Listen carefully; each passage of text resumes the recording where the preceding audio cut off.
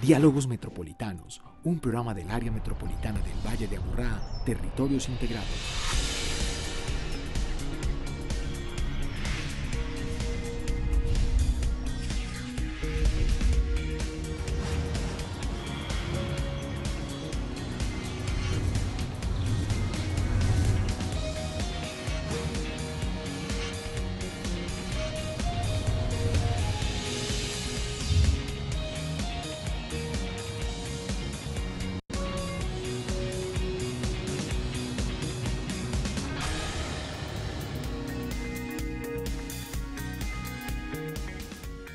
Muy buenas noches, bienvenidos y bienvenidas a otro encuentro metropolitano, a una conversación muy amena y muy ilustradora para todos nosotros de un tema que tiene que ver con la vida diaria. Esos temas que conversamos aquí en Diálogos son de conexión para poder comprender nuestro Valle de Aburrá, ese territorio que queremos que nos integre.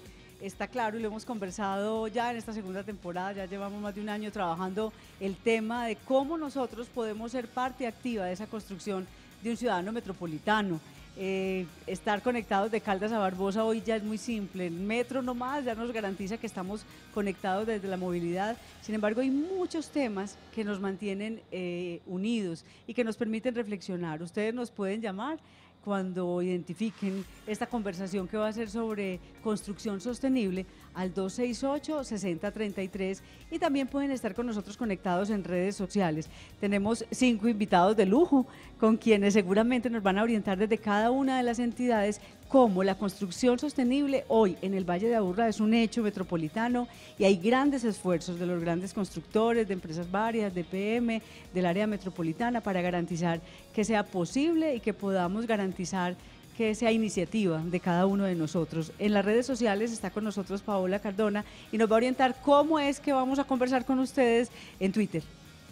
Hola Liliana, buenas noches a todos los televidentes y en nuestro diálogo digital de esta vez pues vamos a utilizar la etiqueta construcción sostenible. Y la de diálogos metropolitanos también. Por supuesto también, numeral diálogos metropolitanos.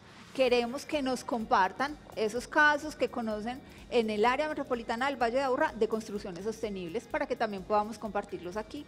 Bueno, entonces, en la medida en que vamos conociendo y nos vayan ayudando a desarrollar el tema, ustedes nos pueden contar si conocen alguna experiencia de construcción sostenible en su municipio, en cualquiera de los 10 municipios, o si nos están viendo, que sabemos que nos ven de otras ciudades del mundo, también nos comparten, por favor, su historia para poderla aquí referenciar.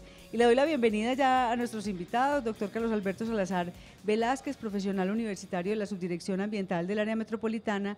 Bienvenido, gracias, porque sabemos que usted es uno de los apasionados y líderes de este tema.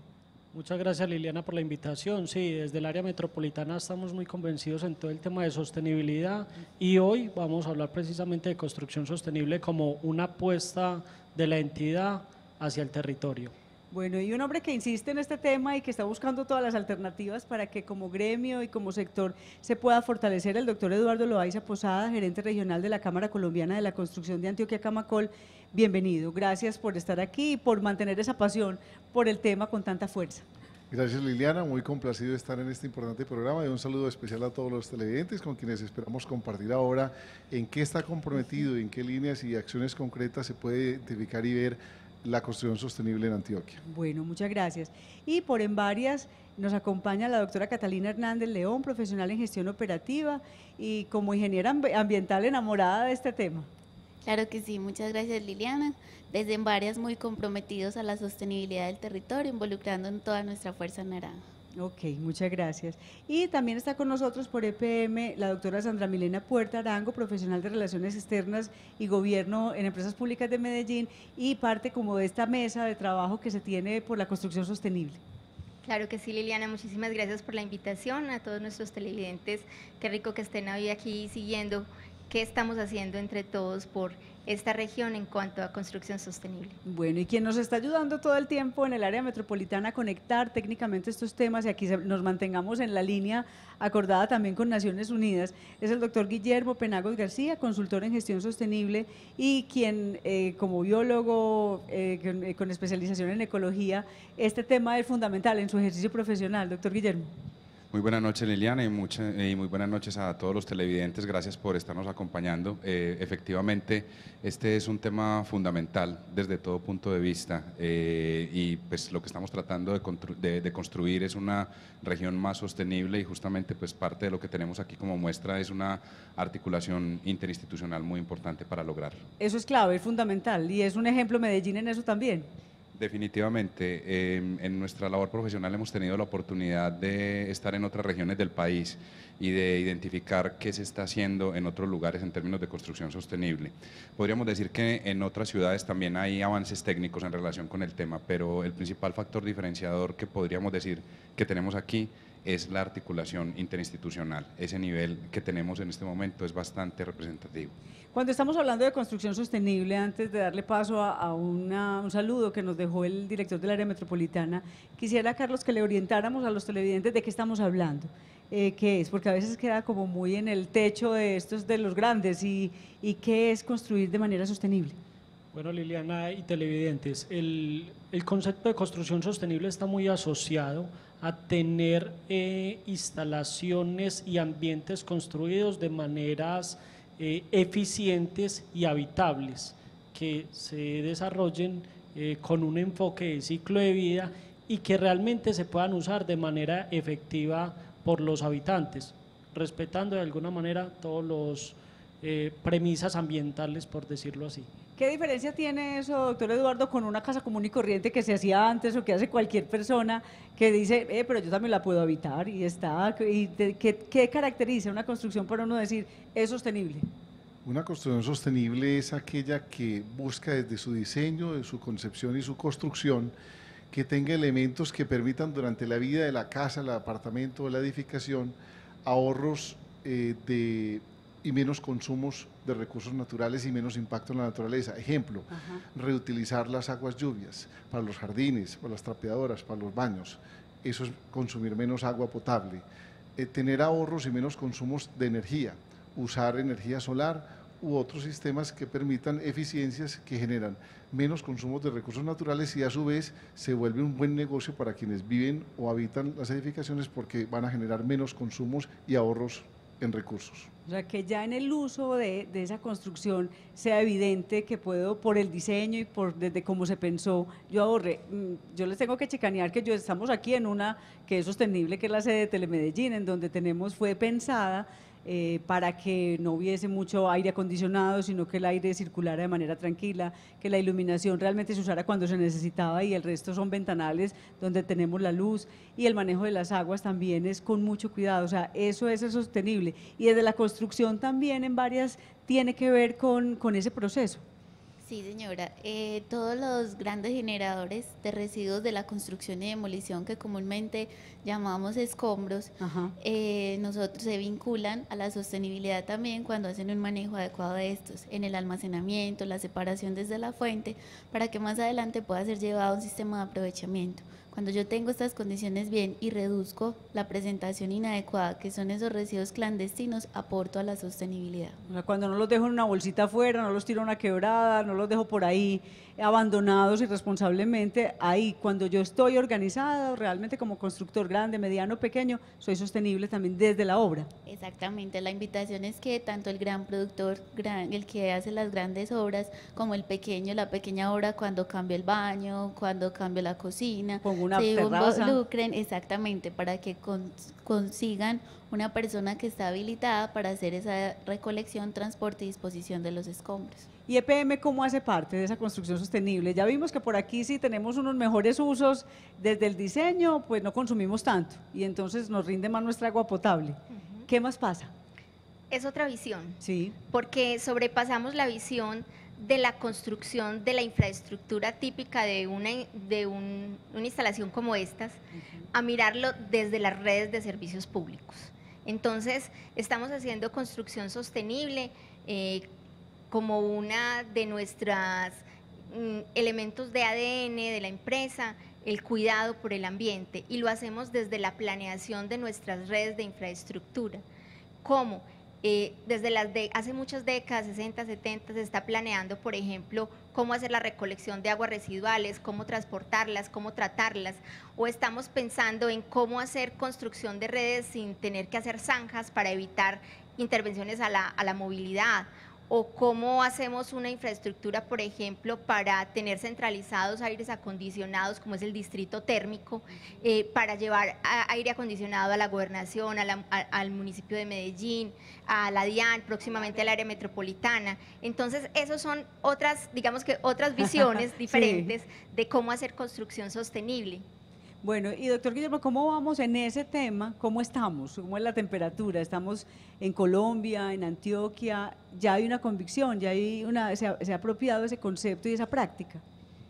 Liliana, como lo decíamos al principio, hay muchos avances técnicos a nivel mundial y a nivel nacional y local al respecto. El principal avance, repito, que tenemos es el de la articulación interinstitucional. Hay muchos temas relacionados con la sostenibilidad que ya desde un punto de vista técnico están relativamente resueltos, como lo mencionaba el doctor Eduardo ahorita, temas como por ejemplo el reciclar el agua lluvia, es algo que técnicamente ya se sabe cómo hacerlo. El ejemplo que tenemos con esta sede de Telemedellín, en donde hay involucrados unos criterios de sostenibilidad, ya son temas que están suficientemente avanzados. Desafortunadamente en este momento todavía digamos que el 99% de toda la actividad constructiva aún no involucra criterios de sostenibilidad. Ese es el principal esfuerzo que estamos haciendo, contarle a los constructores, contarle también a los usuarios y a los compradores de inmuebles qué es la sostenibilidad de una manera que sea, digamos, como lo más comprensible posible.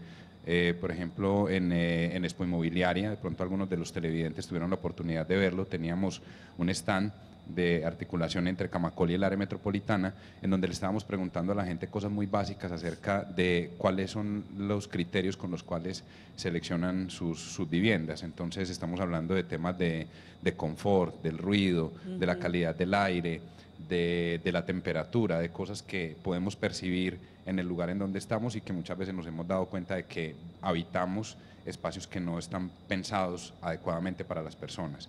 Ese es un aspecto muy importante de sostenibilidad. Y por supuesto, desde los servicios públicos, pues hay un asunto también de eficiencia, que consumamos menos energía, que consumamos menos agua, también es un aspecto fundamental. Muy bien, quiero compartir con ustedes esta visión que tiene el director del área metropolitana, el doctor Eugenio Prieto Soto, que nos la deja, hoy no nos pudo acompañar porque está en unas reuniones en Bogotá, pero nos dejó también cuál es como director esa mirada que tiene el área metropolitana del Valle de Aburrá sobre la construcción sostenible. Desde el área metropolitana del Valle de Aburrá venimos fortaleciendo y avanzando muy fuertemente en el tema de construcción sostenible. Presentamos el proyecto de construcción sostenible a Naciones Unidas, donde fue elegido dentro de 3 proyectos a nivel mundial por Naciones Unidas, el nuestro, el primero de Latinoamérica. Es un proyecto en el que nos ha venido acompañando, además de los diferentes municipios del Valle de Aburrá, Camacol. Y hoy con Camacol estamos nuevamente renovando el convenio que nos permita implementar la construcción sostenible en el Valle de Aburrá. Es decir, hay un compromiso de los empresarios de la construcción en avanzar.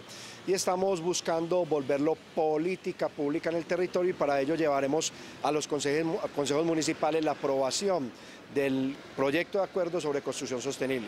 Y fundamentalmente lo que buscamos, que la ciudadanía comprenda la necesidad de tener un espacio con un hábitat más afectivo y efectivo. Y en ese orden de ideas, la construcción sostenible permitirá utilizar mejor los recursos con los que contamos, proteger mejor el espacio público verde, tener más espacio público verde, más arbolado urbano, utilizar la economía circular, recircular el agua. Estamos consumiendo o potabilizando diariamente en el Valle de Aburrá 70 millones de litros de agua, de los cuales 50 millones se van a aguas residuales. Ahí está la importancia, como en Laudato Si, el de la economía circular. Y en fin, aquí vienen todos unos temas que escucharán ustedes en este programa de los diferentes expertos, de la importancia que tenemos con la construcción sostenible. sostenible. Por ejemplo, el tema de disposición final de residuos de la construcción. Estamos generando 15.000 toneladas diarias de residuos de la construcción y no tenemos unos sitios de disposición técnicamente adecuados, y por eso con Camacol, con Acodal, con la Cámara Colombiana de la Infraestructura venimos también trabajando en esta ruta. La construcción sostenible es un reto, es un compromiso y sobre todo un gran acuerdo de sociedad en el Valle de la Aburrá, para que cada vez haya una migración hacia un modelo que valore más los criterios de sostenibilidad en lugar de los criterios de satisfacción. Bueno, hay ahí toda una orientación que nos hace el director, doctor Eduardo. Plantea como el director con gran importancia ese trabajo conjunto que se ha liderado con Camacol. Cuéntenos en qué consiste. Históricamente, la autoridad ambiental y el sector de la construcción, pues el sector pedía permisos ante la autoridad ambiental y a veces no se lograba ese trabajo conjunto que hoy ya venimos haciendo. Como ese diálogo entre los dos. Entonces, lo que identificamos es que la autoridad ambiental, en lugar de estar detrás imponiendo multas y los constructores presupuestando las multas, sí, trabajemos desde el principio en el cumplimiento de la ley y yendo más allá del cumplimiento de la ley. Entonces hemos firmado unos acuerdos ahora como garante de Naciones Unidas y es un modelo en Colombia y en América Latina, pero venimos trabajando, eso yo creo que es no el primer paso, sino que es el reconocimiento de haber estado en un proceso de construcción de confianza en donde hemos logrado identificar malas prácticas para que no se repitan, buenas prácticas para ponerlas de ejemplo, que los constructores en sus proyectos y en sus empresas creen los departamentos de gestión ambiental, alguien responsable y empoderado del tema desde la cabeza de la dirección. Que tengan los ingenieros ambientales que eran tan escasos en las obras. De acuerdo. Y adicionalmente, hacer una capacitación. Hemos llegado casi a 1.000 profesionales capacitados, recordándoles la normatividad, motivándolos, actualizándolos y adicionalmente llevando ya registros, indicadores y haciendo una referenciación y un comparativo entre ellos frente al cumplimiento de la norma y frente a otros proyectos y a otras empresas, incorporando elementos de sostenibilidad. O sea, otro elemento que puede complementar lo preguntado al principio es cómo un proyecto es sostenible. Entonces ya mencionamos en eficiencias y ahorros, sí, en impactar menos los recursos naturales, pero un edificio puede estar colocado en una forma, y si se varía o se gira su ubicación, puede estar aprovechando la dirección de las corrientes de vientos del Valle de Aburrá, y ese solo hecho puede economizarle o evitar que tenga que tener aires acondicionados en toda la edificación, generar ventilaciones naturales, etcétera, etcétera. O sea que aquí son muchos profesionales. Muchos componentes. Y muchos profesionales los que tienen que ver con el tema. Claro, adicionalmente la industria y buena parte de esa industria que provee insumos y materiales de la construcción. Digamos, nosotros tenemos una feria que hacemos cada año, Expo Camacol, y el año pasado le preguntamos a los 450 expositores, díganos quiénes tienen elementos de sostenibilidad, de ahorros, de eficiencia de energía, de agua o de residuos. Se presentaron 112 proyectos, los sacamos en un catálogo, o sea que la industria está respondiendo con oferta de insumos y materiales o elementos o aditivos, equipos para la construcción para que se puedan lograr esas eficiencias y esos ahorros en recursos naturales y en consumos. Muy bien. Paola, hicimos una consulta en Telemedellín a propósito de este programa. Cuéntanos cómo va. Bueno, pues durante el día de hoy, en la cuenta de Twitter de @Telemedellín, consultamos con los televidentes una encuesta donde les dijimos: la construcción sostenible debería implementarse por exigencia de ley, compromiso de los constructores o exigencia de los compradores. Estos fueron los resultados. Obtuvimos que el 76% de las personas dicen que debería implementarse por exigencia de ley, seguido de un 14% de compromiso de los constructores y un 10% exigencia de los compradores. Bueno, ahí hay un resultado. Carlos, ¿cómo lo ven? Supremamente interesante porque creemos que estamos con la receta. Sí. En el 2015 generamos un acuerdo metropolitano en el cual se adopta la política metropolitana de construcción sostenible, la cual tiene 5 guías para desarrollar todos los proyectos. Entonces ya tenemos un marco jurídico, si bien no es obligatorio en este momento, es una herramienta que empieza a generar en cada municipio una apropiación para que se haga un poco más exigente, pero adicional a eso estamos trabajando de la mano con el sector constructor para que sigamos promoviendo eso como un beneficio tanto para constructores y para los que demandan. Hoy aquí invitamos a los compradores que que dejen el miedo al lado y cuando vayan a comprar sus viviendas, reten a ese constructor, reten a esa inmobiliaria y venga y le diga, yo quiero un apartamento así, yo quiero tener satisfacción en temas de ruido, yo tengo… De iluminación. De iluminación, de confort térmico, de muchas cosas. Entonces yo creo que vamos por la línea y esto es el resultado de un trabajo interinstitucional de varios años. Hay una cosa muy interesante que planteaba usted, doctor Eduardo, y quisiera, Guillermo, cómo es, desde esa mirada, desde el trabajo que usted lidera, de lo que el director nos planteaba de Naciones Unidas, esa construcción de confianza. Eso es muy importante porque ese escenario inicial que planteaba el doctor Eduardo es, bueno, unos en un lado y el otro en el otro lado, como dos bandos. Yo le pongo la multa y usted se defiende de la multa o la presupuesta. El empezar a trabajar juntos tiene que generar una realidad distinta, esa misma que ustedes ya están aquí presentando, y es, ya hay ofertas, ya hay proyectos, ya está asumido como en la realidad de nuestra construcción. Sí, definitivamente, pues lo que nos muestran los resultados de la encuesta es una manifestación de cómo es nuestra cultura. Normalmente tendemos a pensar que aquello que no se impone mediante una norma sí. no se cumple. Y de hecho, pues existe una norma nacional de construcción sostenible, que es la resolución 549 del Ministerio de Vivienda, que se supone que está en vigencia desde julio del 2016 y en este momento no hay, digamos que un suficiente nivel de comprensión por parte del sector constructor acerca de cómo se aplica la norma. Entonces nosotros hemos hecho una apuesta que es completamente diferente.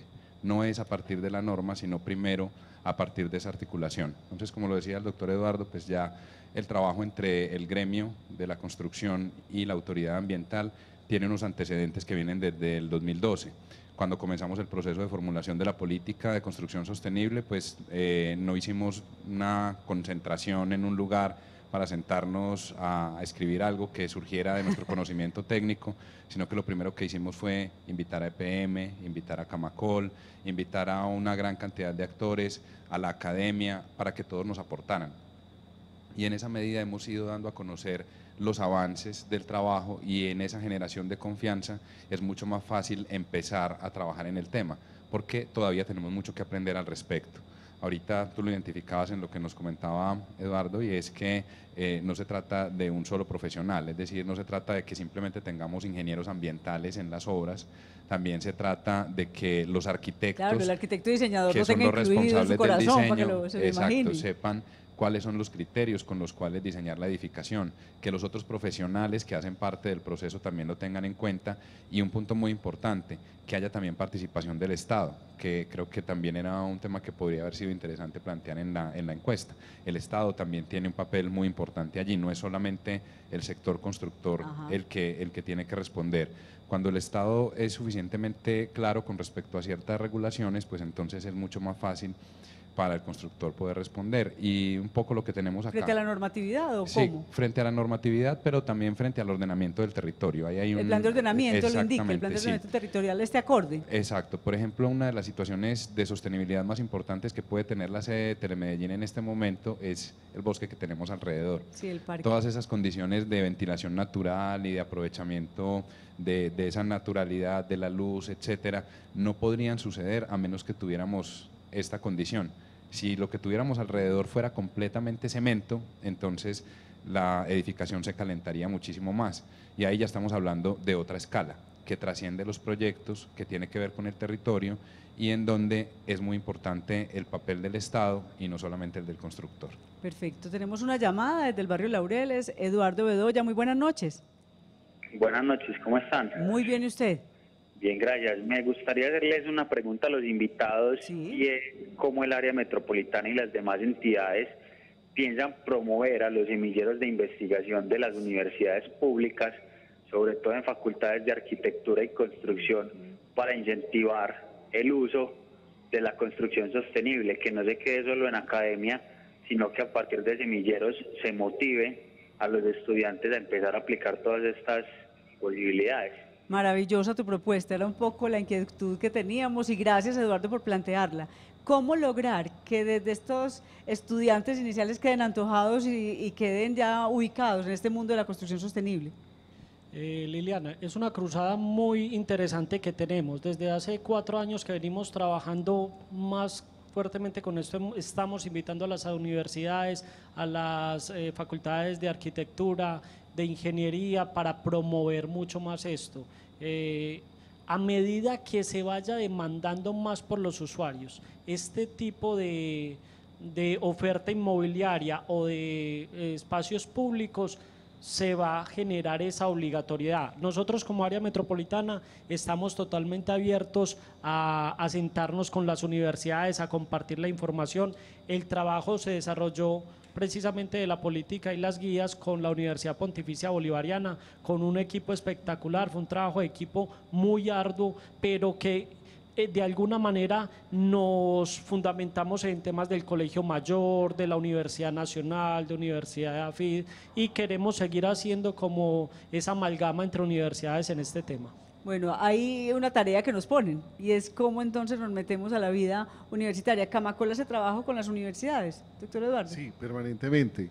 De hecho, cuando traemos periódicamente personas que en el mundo son íconos o referentes de construcción sostenible, invitamos y tenemos en cuenta los programas relacionados con ingeniería y arquitectura y otras profesiones relacionadas con el sector, para que esos profesionales que van a tener cargos de responsabilidad, decisiones en obra y en proyectos en 1, 2, 3, 5 años, que son los que están estudiando hoy, sean sensibles y miren y sean conscientes. O sea que hay que sensibilizar y concientizar desde la formación a los nuevos profesionales, a los profesionales actuales, que son los que estamos capacitando y actualizando en esta alianza público-privada. El constructor tiene ese compromiso y es negocio, es rentable. Sí. Hay proyectos que salen más caros que su competencia en un determinado nicho de mercado, y esos proyectos a veces le muestran a uno que tienen mayor ritmo de ventas que su competencia, siendo más costosos porque tienen un diferenciador y un valor agregado. Los compradores aprecian que durante la vida de la edificación van a tener ahorros significativos, y hay algo importante para el mercado, que sepa valorar y esté dispuesto a pagar a veces un poquito más al principio, porque es una inversión que se va a retribuir en el tiempo. Un proyecto con esas condiciones es más fácil de vender, es mejor garantía, lo financian con más facilidad. No gasta las pólizas. No gasta las pólizas. Muchas ventajas, y adicionalmente va a tener ahorros en dinero en la cuenta de servicios públicos durante la vida que esté usufructuando el inmueble. Bueno, yo lo voy a invitar para que conozcamos la experiencia de un hotel en el barrio Laureles que fue construido bajo esta mentalidad, desde su concepción hasta hoy, su funcionamiento. Y de ahí vamos a un corte y regresamos con más de este tema tan apasionante sobre la construcción sostenible y cómo cada uno de nosotros se debe vincular con ello.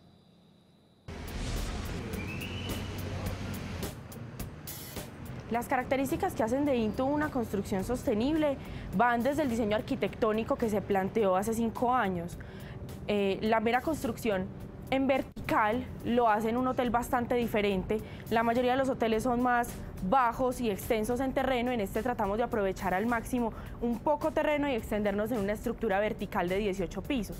Además de eso, en el proceso de construcción se hicieron varias adaptaciones, iluminación, ya que el 99% de la iluminación del hotel es LED ahorradora, y también aprovechando mucho la luz natural en todos los espacios de las habitaciones, de las circulaciones, áreas comunes. Tenemos también adaptadas unos paneles solares y unas turbinas de generación de energía eólica que contribuyen en gran medida al ahorro de energía que tiene el hotel.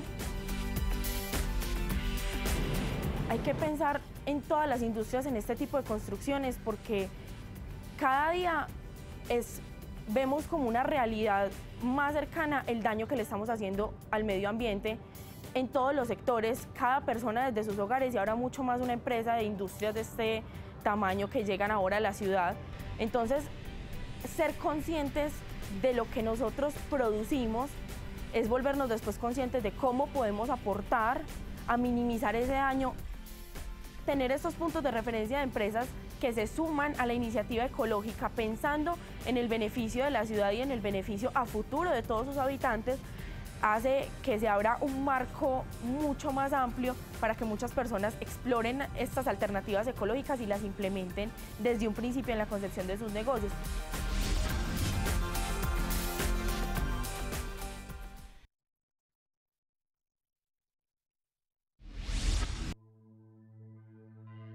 es que el tema de las edificaciones hay que verlo desde una manera integral.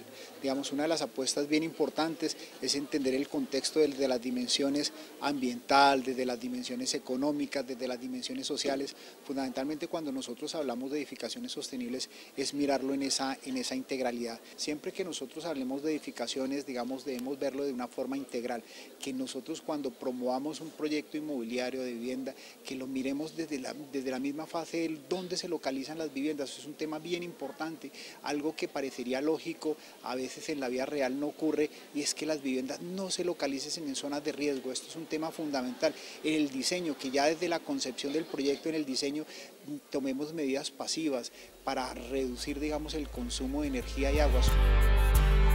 La norma establece dos tipos de medidas, unas medidas activas que están orientadas a aquellas que se pueden tomar en el diseño de las edificaciones y que permiten tener una mejor utilización pues tanto del agua como de la energía, y una serie de medidas pasivas que son las que permiten tener el desarrollo o la utilización de equipos que permiten la eficiencia en el consumo tanto de agua como de energía.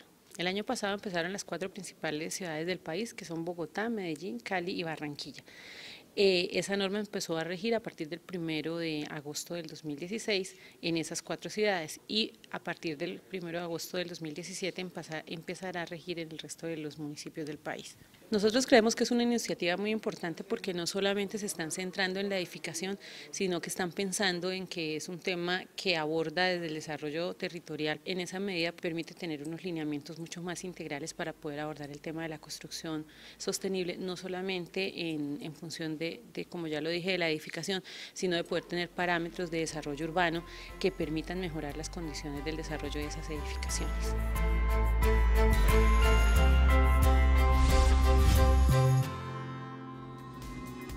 Bueno, aquí hay ya motivación para que tengamos claro. Si ustedes nos quieren llamar al 268-6033, conversamos y nos plantean sus preguntas. Y ahí, doctora Sandra, ¿cómo es ese beneficio para EPM, el haber entrado en este pensamiento? ¿Cuándo empieza EPM a pensar en construcción sostenible? Pues hace muchos años comenzamos. Básicamente desde nuestro quehacer estamos pensando siempre en cómo diseñar infraestructuras que sean mucho más amigables para el ambiente, que cumplan con su función y que permitamos pues llevar los servicios públicos, pero de una manera armónica, ¿sí? Nosotros desde EPM venimos trabajando en 4 frentes. Tenemos una mesa con el área metropolitana y estamos desarrollando 4 frentes de trabajo. El primero es aquel asociado a la implementación de las guías en nuestros propios proyectos, ¿sí? Cómo desde nuestro conocimiento y nuestra trayectoria podemos retroalimentarlas, cómo desde lo que conocemos en la ejecución de los proyectos, en la construcción, podemos ponerlas en práctica e incluso modificarlas, sí, claro, porque apropiarlas. Como hablábamos ahora, el tipo de obras que nosotros construimos son muy distintas a las que estábamos hablando ahora con el doctor Loaiza. Dentro de la gestión, entonces tenemos la implementación de las guías. Con el equipo estamos trabajando en un manual de diseño para nuestra infraestructura que involucre criterios de sostenibilidad. Tenemos unos pilotos, varios pilotos en los cuales estamos aplicando las guías del área metropolitana. Ese es un frente. Un segundo frente es aquel en el que estamos vislumbrando nuevos negocios para ofrecerle a toda la comunidad nuevas ofertas y pensadas siempre en construcción sostenible. Tenemos un proyecto que se llama 6, que es soluciones eficientes, integrales, sostenibles para brindarle de acuerdo a los segmentos que tenemos lo que se necesita. Bueno, usted necesita eficiencia energética y ahorro de agua, usted necesita eficiencia energética usted y no manejo necesita de 3 baños en residuos. esa construcción, puede hacer menos. Brindar soluciones para los constructores, brindar soluciones para edificaciones existentes o industria, ese tipo de cosas. Adicionalmente, pues ya tenemos un par de años trabajando en alianza con otro grupo, una empresa internacional, para brindar soluciones eficientes desde el punto de vista energético, y esto viene caminando y tenemos, pero digamos que el segmento es aquellas empresas o industrias que tienen altos consumos. Un tercer frente es el asociado a la implementación de la norma, de las normas que hablaban ahora, de la norma nacional y de las guías, y en ese sentido entonces estamos apoyando al área metropolitana para que los constructores tengan mayor conocimiento al respecto, desde que vayan y soliciten pues los servicios públicos, tengan entonces en la matriz de requisitos, mire, recuerde que usted tiene que cumplir con esta norma, que lo invitamos a que tenga a que presente su autodeclaración. Es un trabajo de promoción, es promocionarlo. Sí, adicionalmente. Okay. Pero al tiempo estamos incursionando en un tercer frente, un cuarto frente, que es el de instrumentos económicos. ¿Qué estamos haciendo el de instrumentos económicos? Estamos invitando a toda la comunidad, ¿cierto?, desde nuestra tarjeta Somos, por ejemplo, para que cambie sus electrodomésticos, sus gasodomésticos, o que haga reformas en su edificación, en su vivienda, en su lugar de trabajo, que permitan tener unos menores consumos, ¿cierto? Y de esta manera tener el componente de eficiencia desde la construcción sostenible. Y en empresas varias, el trabajo que ustedes hacen, lo hacen también con todos los niveles de la construcción, o sea, grandes constructores, medianos, pequeños, y tal vez algunos son los que dicen, yo no tengo nada que ver con empresas varias. Sí, la verdad para nosotros en la prestación del servicio de aseo, involucrar el concepto de construcción sostenible para este sector, que son usuarios nuestros, es vital porque ahora incluso Colombia trasciende a una prestación de servicio de aseo sostenible.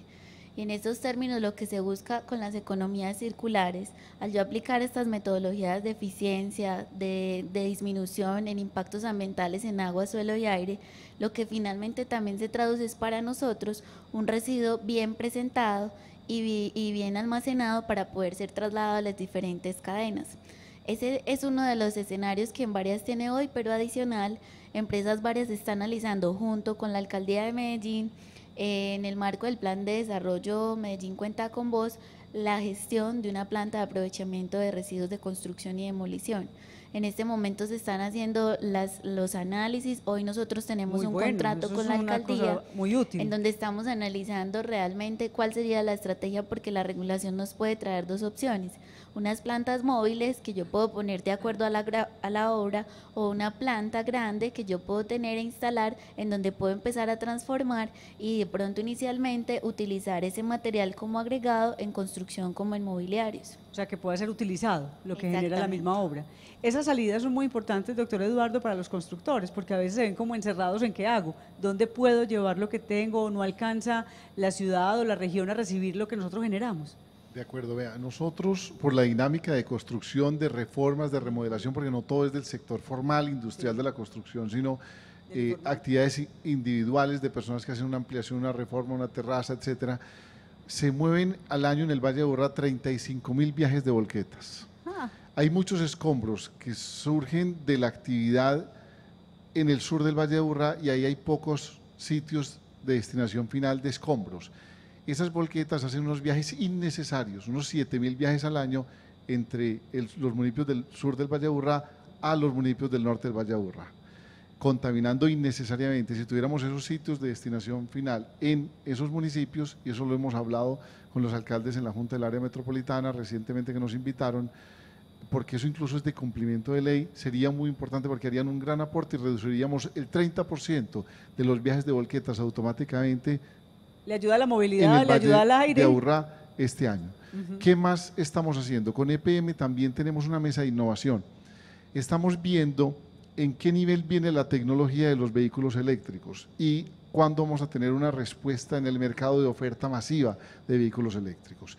O sea, hoy tenemos la capacidad desde el diseño y la construcción de entregar en los proyectos de construcción que tengamos en las celdas de parqueo, si no en todas, en un porcentaje alto, o en las zonas comunes de parqueo, terminales o sitios de recarga de vehículos. Pero si hoy hacemos esas instalaciones se van a podrir y a dañar sin usar, porque todavía no han entrado el suficiente número de vehículos. Entonces lo que estamos haciendo es empezando a generar proyectos que sin todas las redes, por lo menos dejar las tuberías para que cuando tengamos masivamente la incorporación de vehículos eléctricos, sea sino pasar las redes que queden ya listas y facilitar y no haya que hacer grandes intervenciones en las copropiedades. ¿Qué más estamos proponiendo en construcción sostenible en la ciudad?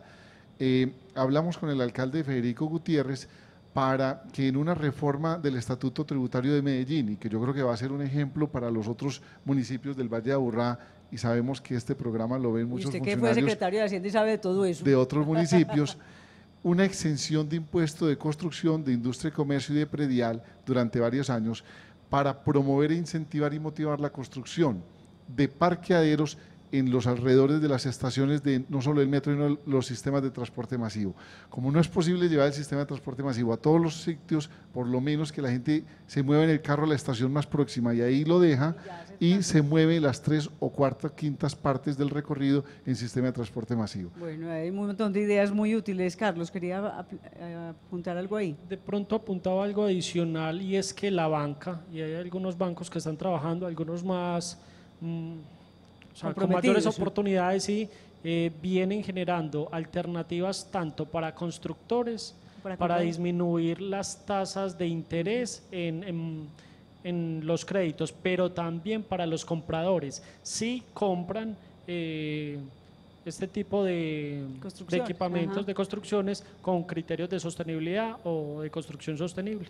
¿Usted quería decir algo, doctora Sandra? Sí, quería mencionar que venimos trabajando desde EPM con el municipio de Medellín y en este momento también con el municipio de Envigado, para que dentro de los planes de ordenamiento territorial en su momento o en las manuales y guías que se tienen al respecto, establezcan eso que estaba mencionando el doctor Eduardo, y es que las nuevas edificaciones ya tengan esas infraestructuras para la conexión de electricidad para los vehículos eléctricos. Esas son de las acciones que estamos haciendo también con los municipios. Perfecto. Y que los municipios han estado supremamente atentos y muy dispuestos a participar de este proceso. Muy bien, nos llama Óscar Pérez del barrio Naranjal. Buenas noches. Buenas noches. ¿Cómo está, don Óscar? Muy bien, muchas gracias. Bueno, ¿qué nos quería contar o compartir?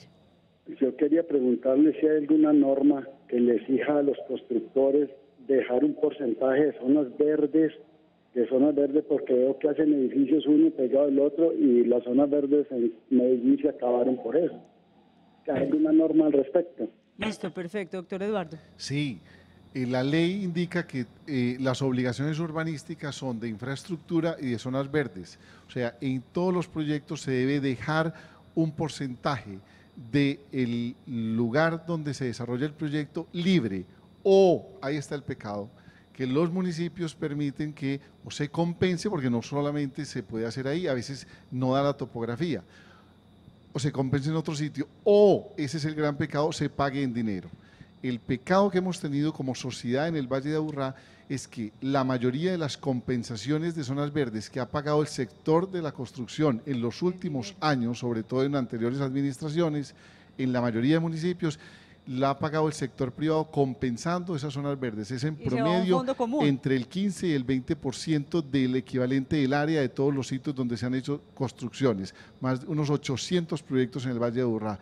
Y esos dineros se han ido para fondos comunes, no se han destinado para lo cual fueron creados, que es crear y generar espacio público y zona verde en nuestros municipios del Valle de Aburrá. Y hoy estamos enfrentados a una situación que lo hemos hablado con el área y lo hablábamos en la Junta del área con los alcaldes, es hoy tenemos una obligación de compensar más de 40.000 árboles del sector de la construcción y no tenemos dónde, porque los municipios nos dicen, o el área nos dice, los municipios no tienen los lotes, porque esos dineros se usaron para fondos comunes y no se destinaron para lo cual fue creado. En eso creo que hay más conciencia hoy de los alcaldes para que los secretarios de Hacienda, que son muy juiciosos buscando más recursos, lo destinen realmente con fiducias o fondos especiales para que la ciudad metropolitana tenga esas áreas y existe el mecanismo y el instrumento de financiación.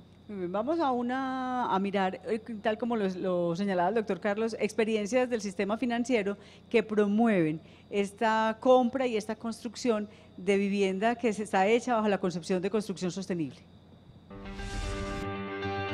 La construcción sostenible para nosotros en Bancolombia es la que tiene eficiencias en su construcción. Eso significa ahorros energéticos tanto en lo que es la energía como en agua. Para nosotros es muy importante y estratégico contribuir con la sociedad, contribuir con el medio ambiente, que es una forma muy importante de hacerlo a través de la construcción. Adicionalmente también tenemos otra forma y es de que en el Grupo Bancolombia en este momento estamos haciendo una alianza o estamos en una alianza con Camacol y con la Corporación Financiera Internacional para que a los constructores y a los compradores de este proyecto los estamos asesorando desde el punto de vista técnico y diseño para que se hagan estas construcciones sostenibles. También tenemos otra contribución y es que a través del Leasing Bancolombia y Renting Bancolombia estamos haciendo un programa con Camacol Antioquia para que los constructores utilicen volquetas para la carga de los materiales que sean más amigables con el medio ambiente. Para los constructores que desarrollan este tipo de proyectos que tienen ahorros energéticos, el banco está dando unas tasas preferenciales y unos trámites preferenciales y mucho más eficientes, igualmente para los compradores. Y en este momento varios constructores están desarrollando los proyectos, desarrollando me refiero ya diseñando bajo estas características de eficiencia energética. Por ejemplo, con Altura tiene en este momento en construcción un proyecto en Itagüí que cumple con todas estas condiciones. Y hay otros constructores, como el caso de Coninsa, Bienes y Bienes, varias empresas que están construyendo bajo esta metodología.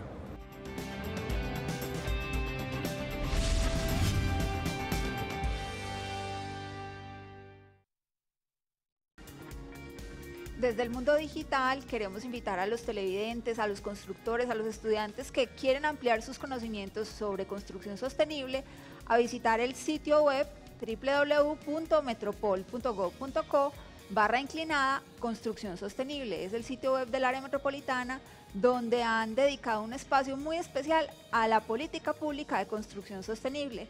Allí van a poder ver las guías que crearon de manera muy detallada para los diferentes temas, como la caracterización del lugar, la de planificación urbana.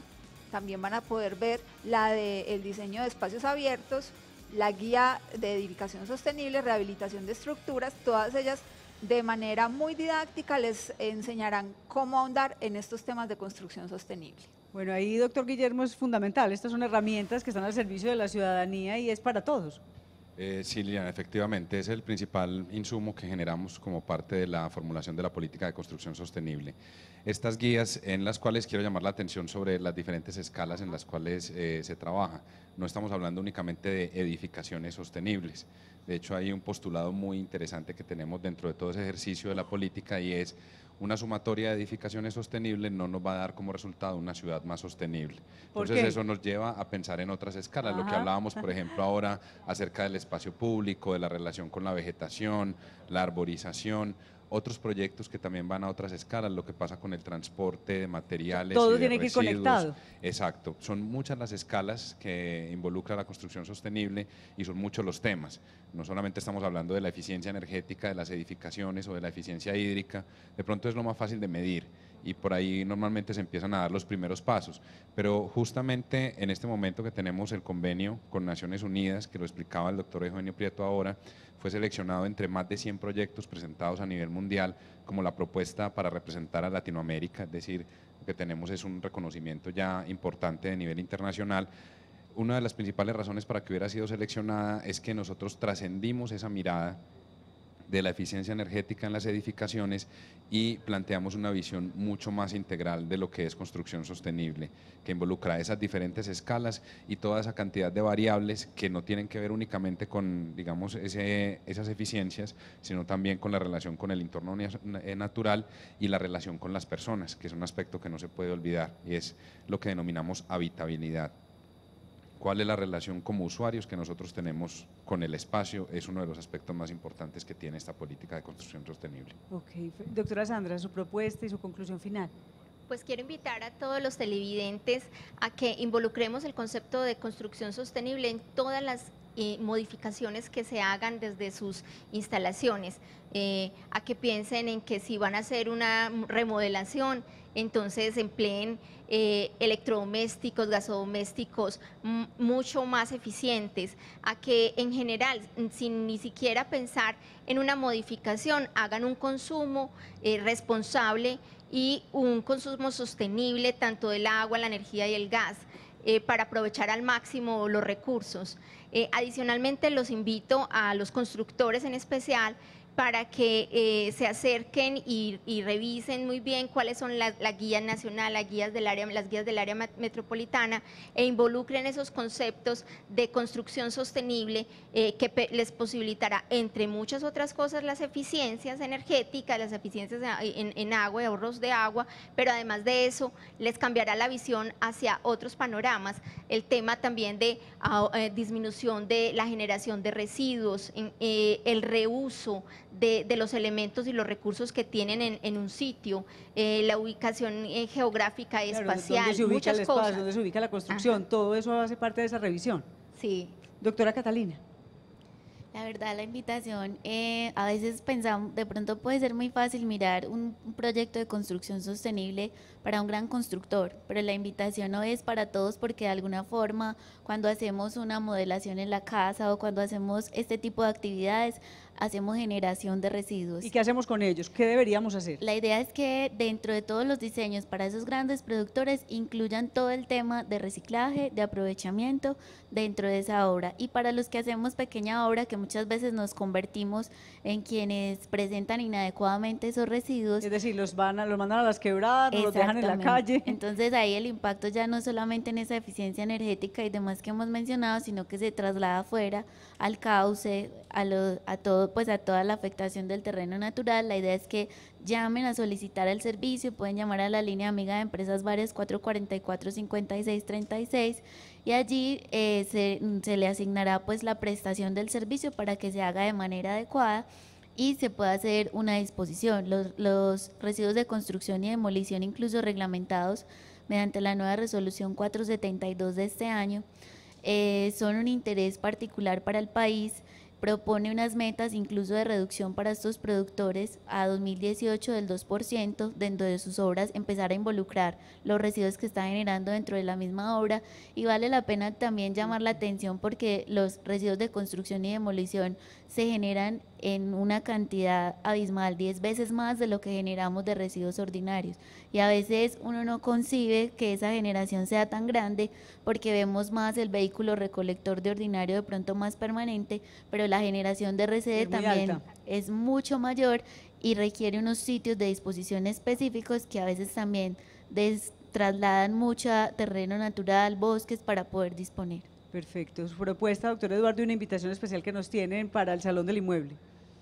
La gente se podrá preguntar dónde puedo ver esos proyectos. Entonces se pueden ver de varias formas. En la página de Camacola Antioquia ve ese énfasis de sostenibilidad con el link y el enlace a proyectos que cumplen estas condiciones que hemos hablado.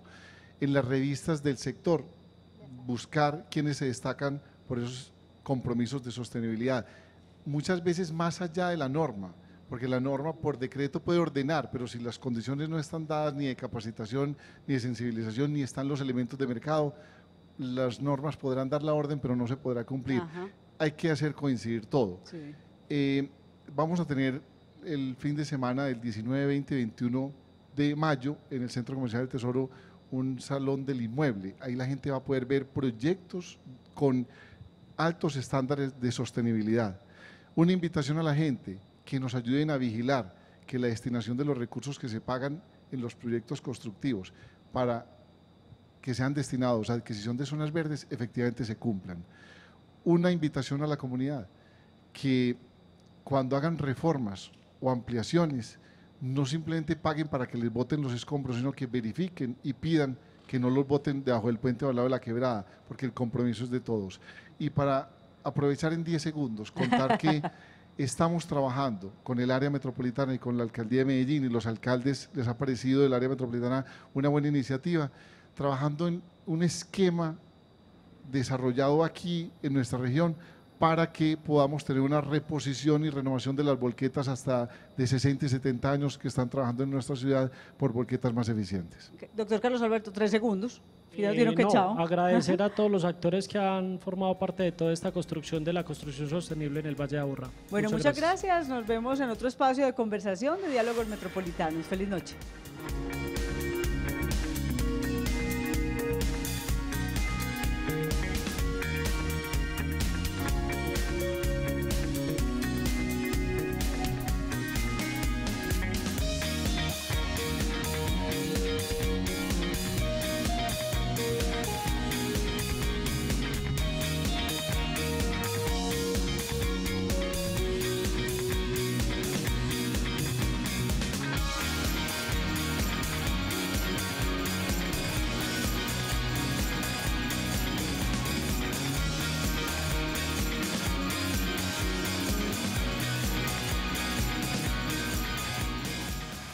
El anterior fue un programa del Área Metropolitana del Valle de Aburrá, Territorios Integrados.